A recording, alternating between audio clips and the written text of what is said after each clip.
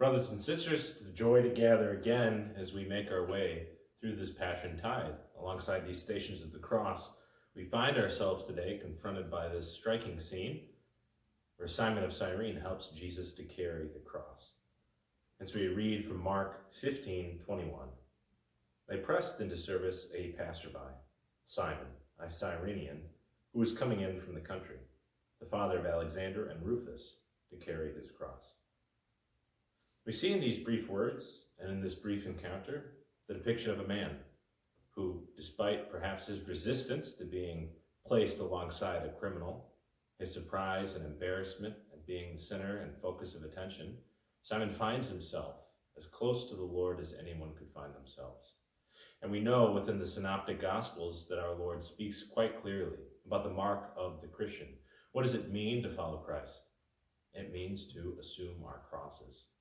And so often in our lives, assuming the cross is something that we just as soon reject, isn't it? That when the cross comes to us, how soon are we to call out to the Lord in complaining about its dimensions, considering its weight, and choosing instead to reject that which our Lord has chosen for us. Because as Christians, we recognize the importance of sacrifice, and yet we would always still like to dictate the terms of that sacrifice. And we find ourselves in Lent finally able to dictate these terms of the sacrifice, of the prayer and the fasting and the almsgiving that we assume. Yet even then, given that freedom to choose those penances, how quickly do we find ourselves moving the needle from the penance we selected to something that's far easier? We live in a fallen world and we are besieged by our broken and wounded nature. And so our desire to assume with great zeal and vigor a particularly difficult sacrifice and penance. As the days and the weeks of Lent goes on, how quickly do we fade, or at least are so severely tempted to fade from that initial zeal?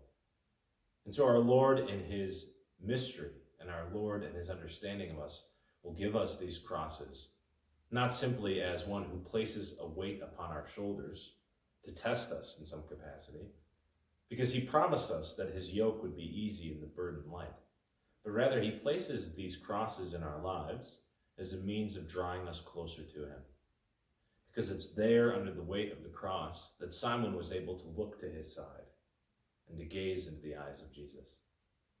And in that moment of intimate encounter, Simon experienced our Lord so profoundly.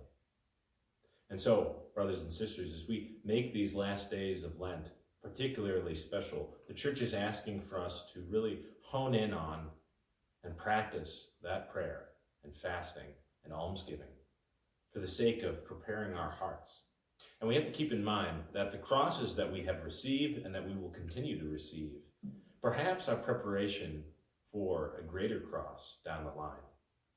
That when the Lord places these crosses on our hearts, places them in the midst of our lives, often there for the sake of preparing us for a greater cross or a greater trial down the road. And so we have to look to somebody like Simon the Cyrenian. And we have to ask ourselves, in what ways did our Lord prepare Simon throughout the course of his life? His parents, his community, his religion, his relationship with the Lord, all of these formed his heart and prepared him for that moment in God's providence where he would be picked forth from the crowd as a passerby to assume the weight of the cross alongside our Lord. And this is the promise that this station offers to each one of us, is that when we assume the crosses of our lives, we never do it alone. We do it alongside our Lord, and we carry it with him for the sake of loving him more. May God bless and keep you.